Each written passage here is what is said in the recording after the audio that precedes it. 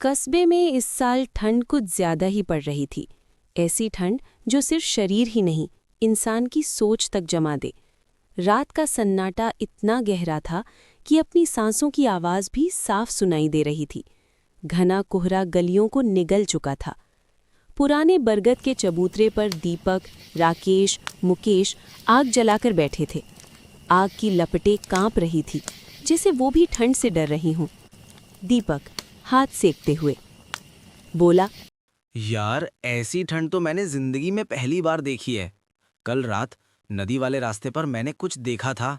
यार भाई, जो मैंने देखा वो तो देखने में बिल्कुल अलग दिख रहा था। क्या देखा तुमने, जरा हमको भी बताओ।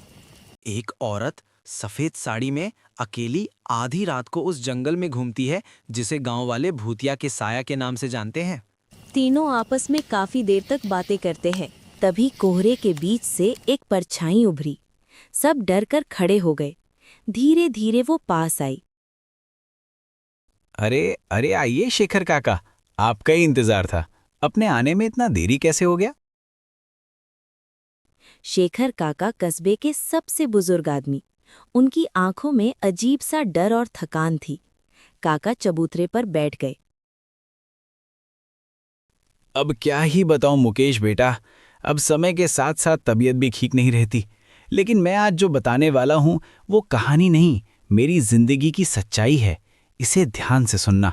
काका ने बताना शुरू किया कि वो एक बार भैरवपुर से देर रात लौट रहे थे। बारिश शुरू हो चुकी थी और रास्ता सुनसान था कि मानो जैसे पीछे किसी का चलने का आवाज आ रही हो।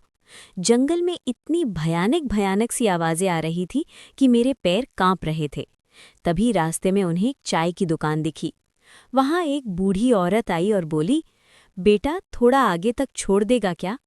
औरत ने काका को उसने पुरानी हवेली के पास जाने को कहा और रास्ता बदलकर जंगल के बीच से जाने की सलाह दी। काका उस औरत के पीछे चलने लगे।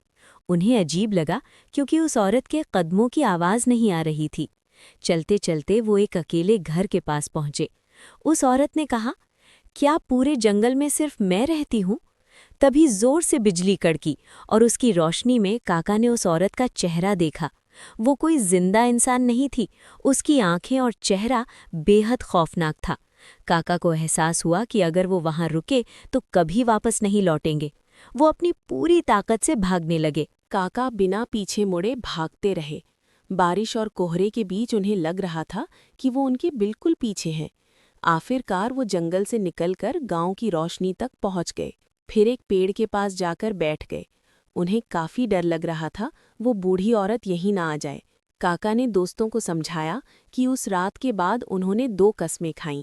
कभी जल्दीबाजी में गलत या अनजान रास्ता शॉर्टकट नहीं चुनूंगा। सुनसान रास्ते पर बिना सोचे समझे किसी अनजान की मदद के लिए आगे नहीं बढ़ूंगा।